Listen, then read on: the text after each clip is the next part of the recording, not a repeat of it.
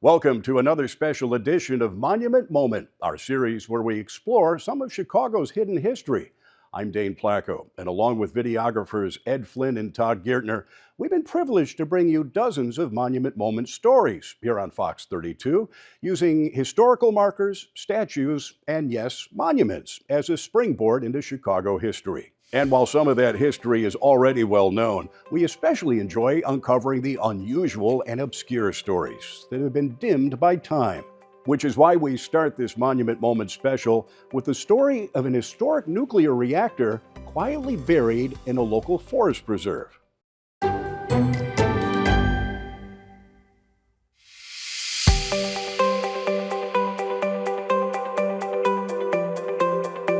In a clearing in the middle of Red Gate Woods near Willow Springs stands a reminder of Chicago's critical role ushering in the nuclear age. A commemorative boulder marks the burial site of the world's first nuclear reactor. On December 2, 1942, scientists at the University of Chicago produced the first controlled nuclear chain reaction in human history under the bleachers of the university's abandoned Stagg Field. Because of security, public safety, and secrecy surrounding the Manhattan Project to build the atomic bomb, the reactor was moved to a 19-acre site leased from the Cook County Forest Preserve District near Archer Avenue and 107th Street, called Site A. After concerns were raised in the 1980s about trace amounts of contaminated materials at Site A, the Department of Energy spent $27 million to remove about 500 cubic yards of low-level radioactive soil. In 2002, the Illinois Department of Public Health determined the site was safe. And today, the rugged terrain is a haven for recreational activities like hiking and biking, the stone marker offering the only clue about this site's historical significance.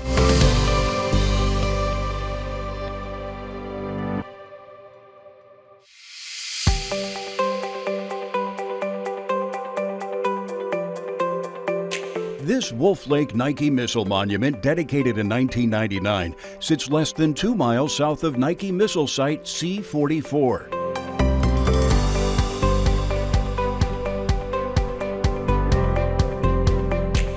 This site was part of the Chicago-Gary Defense Area, which included about 20 bases around Chicagoland. From 1958 to 1972, the Department of Defense deployed a group of surface-to-air missiles intended to shoot down any incoming nuclear missiles aimed at United States cities. This program, known as Project Nike, was the first operational American anti-aircraft system. In 1974, the missiles were decommissioned as the Cold War came to an end, but remnants of the sites remain all around the country to this day. A few, such as Site C-44 on Chicago's southeast side, can still be visited.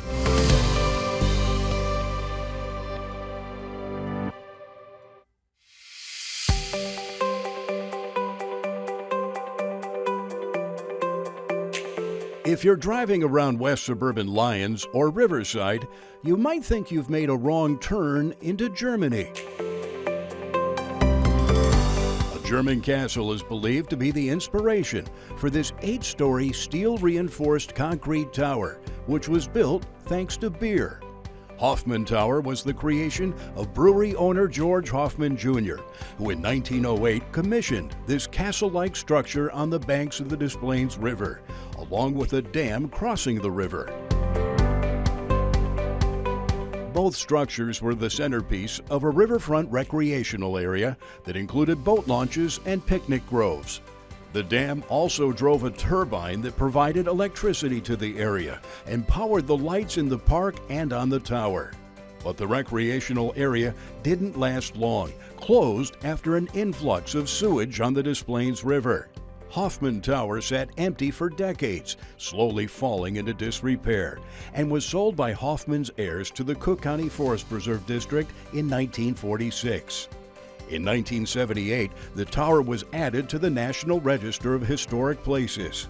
Though it remains closed to the public, the tower continues to be a landmark and source of civic pride, featured prominently on the Village of Lyons seal. Plans to refurbish and reopen Hoffman Tower have been discussed for years, But for now, it stands as an aging monument to one man's vision and a suburban curiosity.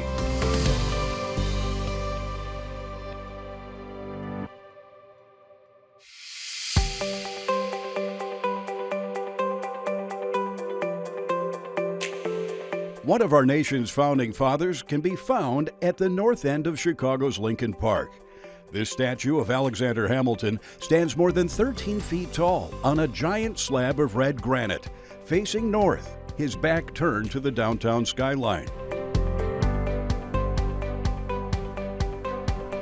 The statue was commissioned by philanthropist Kate Sturgis Buckingham in the 1920s, and if that name sounds familiar, she also commissioned Chicago's famous fountain named after her brother.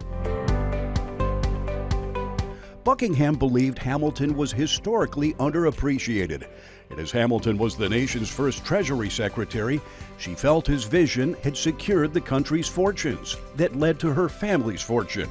But it took decades for the statue to be sculpted and placed, delayed by the Depression, Buckingham's death, and a bronze shortage during World War II. Hamilton was finally unveiled to the public in a ceremony in 1952.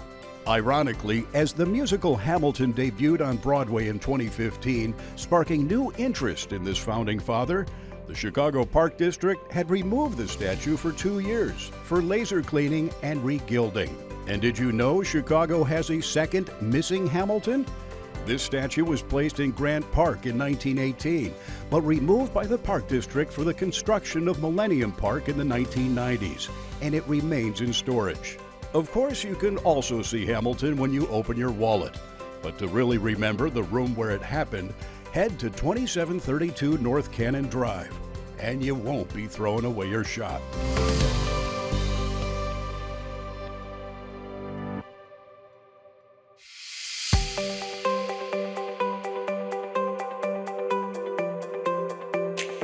Between 1915 and 1970, it's estimated more than 6 million African Americans left the southern United States and headed north to liberate themselves from the oppression of Jim Crow and seek better jobs and opportunities. Their journey is symbolized in this striking monument to the Great Northern Migration at 26th Place and King Drive, in the heart of Chicago's Bronzeville neighborhood. Created by artist Allison Sarr and dedicated in 1996, the 15-foot-tall monument is dominated by the bronze figure of an African-American man facing north, his hand raised in greeting to his new home. In his other hand, a worn suitcase carrying his dreams and talents.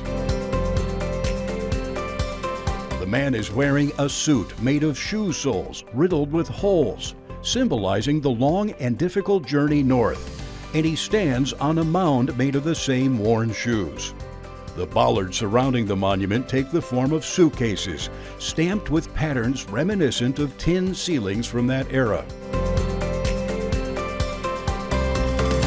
The Great Northern Migration Monument serves as a reminder of the millions of African Americans who left home to make a new home and start a new life here in Chicago.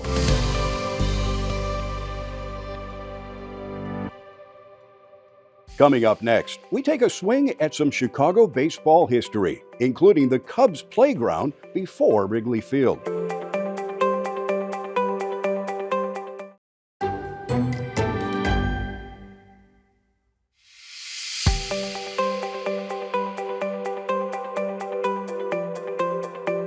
You can find some Chicago baseball history buried among the tall buildings of Chicago's West Side Medical Research District. This plaque at 912 South Wood Street marks the site of the Cubs' home for 23 seasons before moving to Wrigley Field more than a century ago. The West Side grounds was bounded by Taylor, Wood, Polk, and Wolcott Streets, a full city block. Chicago's National League Ball Club played its first game at the West Side grounds in 1893 and its last in 1915. Built at a cost of $30,000, the ballpark had a covered grandstand of steel and wood, open-air seating along both foul lines, and an upper deck with box seats. At capacity, it held 16,000 fans. The Cubs won World Series here in 1907 and 1908, led by the famous infield trio of Tinkers to Evers to Chance. But despite winning a record 116 games in 1906, the Cubs lost the World Series to their Southside rivals, the White Sox. And the White Sox have their own historical marker at the site of home, the other side of 35th Street from Rate Field. White Sox owner Charles Comiskey built what was originally called White Sox Park in 1910 with architect Zachary Taylor Davis, who later designed Wrigley Field. It was a concrete and steel stadium, modern for its time, originally seating 32,000 fans and expanded over the decades. Comiskey Park was the site of 4 World Series, including one hosted by the Cubs in 1918, because their new Northside ballpark was too small. The following year, the infamous Black Sox threw the World Series on behalf of gamblers, resulting in lifetime bans for 8 players. When the Sox played their last game here in 1990, it was the oldest ballpark in baseball. Today, the old home plate is a reminder of Chicago's rich baseball history on the South Side, the North Side, and yes, the West Side.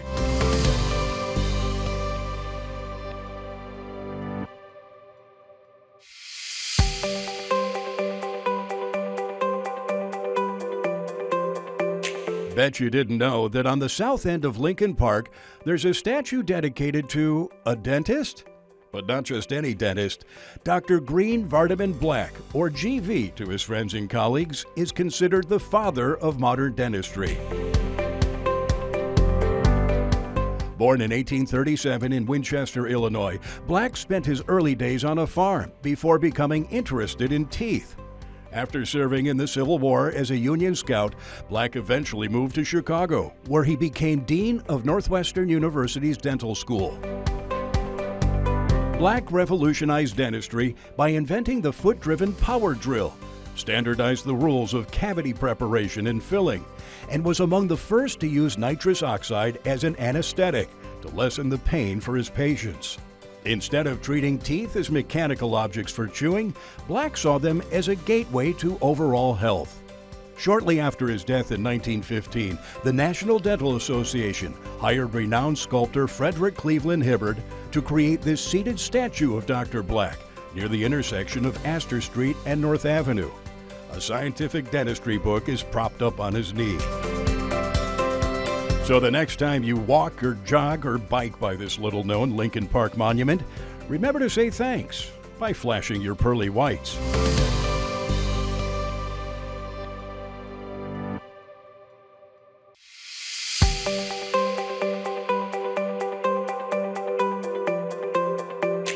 In the late 1800s, Chicagoans of Polish descent began raising $30,000 for a monument to Polish Revolutionary War hero Thaddeus Kosciuszko. After arriving in America in 1776, Kosciuszko joined the Continental Army. A skilled engineer, he made significant contributions to the war by designing fortifications for several strategic locations such as Philadelphia, West Point, and Saratoga.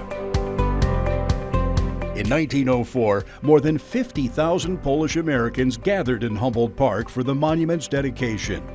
In the mid-1970s, the Chicago Park District removed the statue when a nearby ball field was enlarged and relocated the monument to the newly renamed Solidarity Drive on Northerly Island. They also installed a time capsule beneath the sculpture, containing many documents relating to Polish history. In 2008, the time capsule was rediscovered during a roadway improvement project near the sculpture. The original items from the time capsule were conserved and additional items were added. Later, the time capsule was once again placed under the monument for posterity.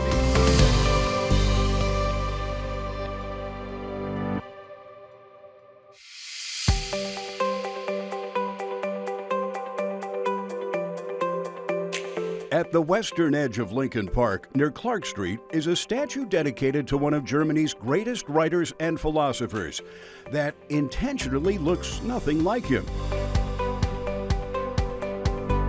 John Wolfgang von Goethe, born in 1749, was a novelist, poet, playwright, and scientist, who's considered the most influential thinker and writer in the German language. But when a group of Chicago's German-American leaders held a competition in the early 1900s to design a statue honoring Goethe, they asked that it embody his spirit, not his physicality. The design they chose envisioned an enormous figure of a young man, reminiscent of a Greek god, holding an eagle on his knee that symbolizes Goethe's Olympian achievements. When the statue was installed and dedicated in 1913, it was widely mocked in the Chicago newspapers. The statue was modeled and cast in bronze in Germany by sculptor Hermann Hahn, standing 18 feet tall and weighing 80 tons. Next to the statue is a low wall with a more realistic depiction of Goethe, as well as a quotation from his most famous play, Faust, in both English and German. The massive statue has been repaired several times over the last century. In 1951, a bolt of lightning struck the figure's left foot, forcing the Park District to remove the statue and recast the lower leg. As Goethe himself wrote, "Let him who believes in immortality enjoy his happiness in silence."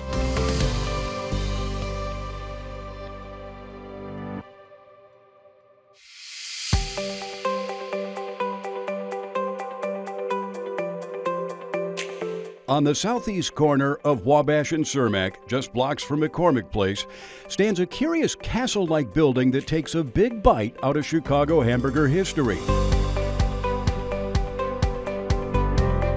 Now a Cajun-style eatery, this was home to one of Chicago's earliest White Castle restaurants and started serving up the so-called sliders back in 1930.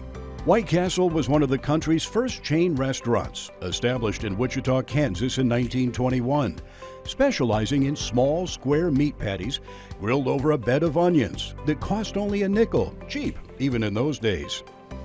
The chain quickly expanded throughout the Midwest, opening its first stores in Chicago in 1928.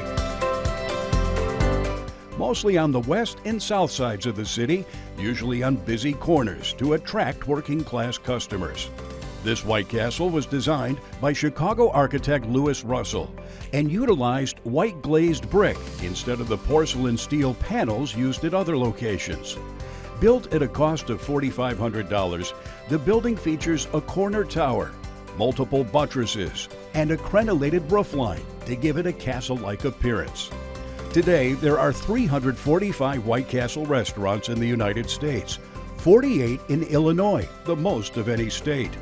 In 2011, this earliest surviving White Castle building was designated a Chicago landmark.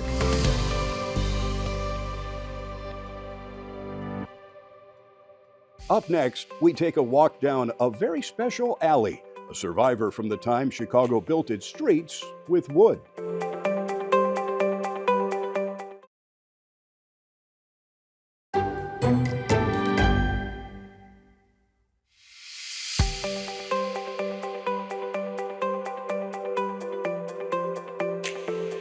This alley in the Gold Coast neighborhood is one of the last surviving examples of a style once common throughout Chicago, paved not with concrete or asphalt, but wooden blocks.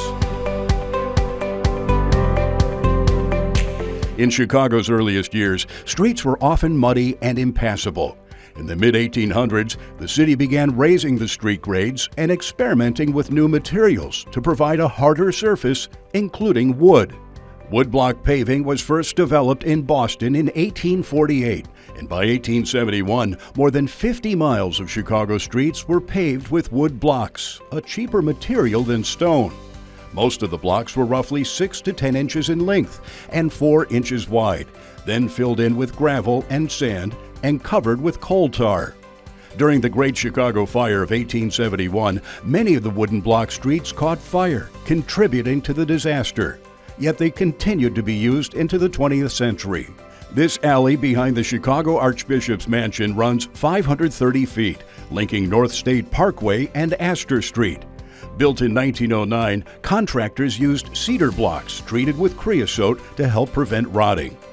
In 2002, this alley was added to the National Register of Historic Places, with a sign explaining its significance to curious pedestrians. And in 2011, the alley was restored using black locust wood blocks from Pennsylvania. Many of the original blocks were salvaged and reused. You can see them peppered throughout.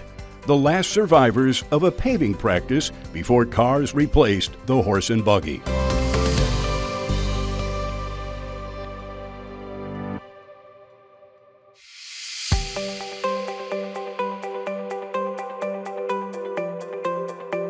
Chicago's oldest monument has been standing in a remote spot near the state border with Indiana since 1838, just 1 year after the city of Chicago was founded. The Illinois-Indiana state boundary marker is 15 feet tall and built of sandstone blocks in the shape of an obelisk. It replaced a wooden marker that had been placed by surveyors mapping out the official boundary between the two states when they entered the Union in the early 1800s. Over the years, industry grew around the marker, including Commonwealth Edison's State Line Generating Station.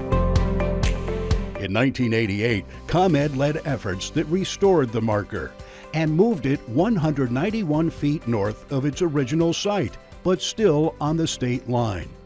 In 2002, the marker became an official Chicago landmark, jammed between a power plant, power lines, railroad tracks, and a bike trail. It may not be Chicago's most beautiful monument, but it's one that, more than any other, has survived the test of time.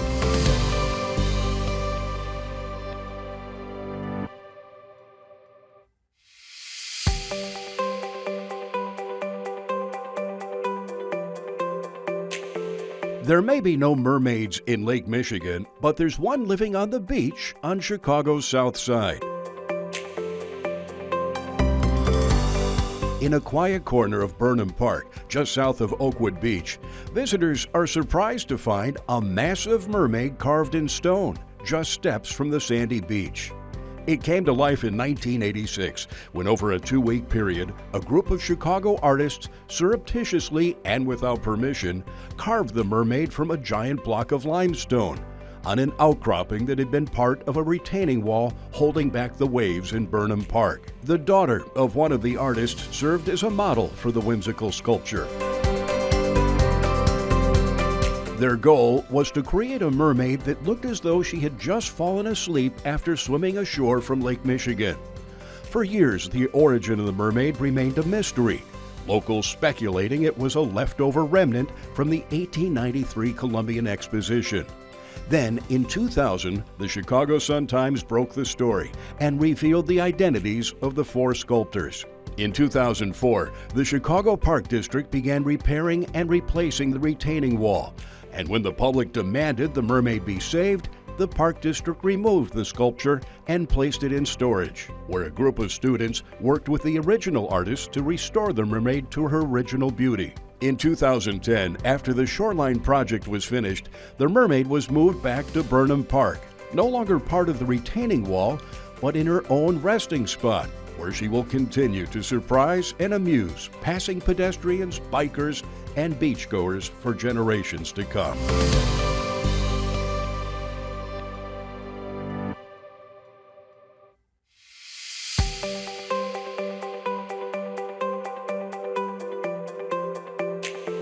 This rugged limestone gate is all that remains of the Great Union Stockyards, which for a century famously earned Chicago the title Hog Butcher to the World. Opening in 1865 at the end of the Civil War, the stockyards eventually expanded west of the gate to 475 acres, filled with the noise and smell of thousands of livestock, destined for the city's booming meatpacking industry. In 1879, Chicago architects Daniel Burnham and John R. Root built this neo-Gothic entrance at the junction of Exchange Avenue and Peoria Street.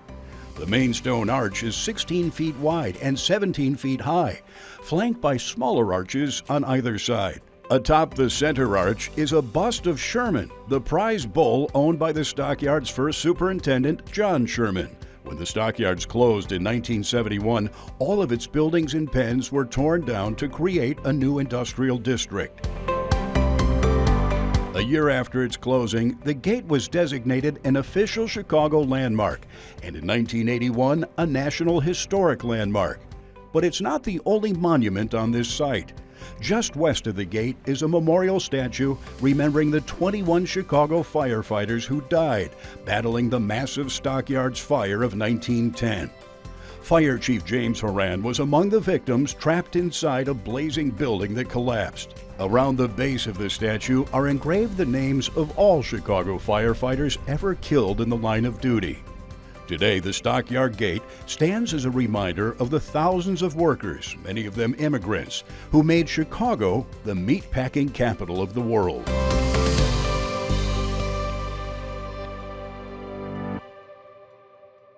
Thanks for joining us on this time travel trip through Chicago history.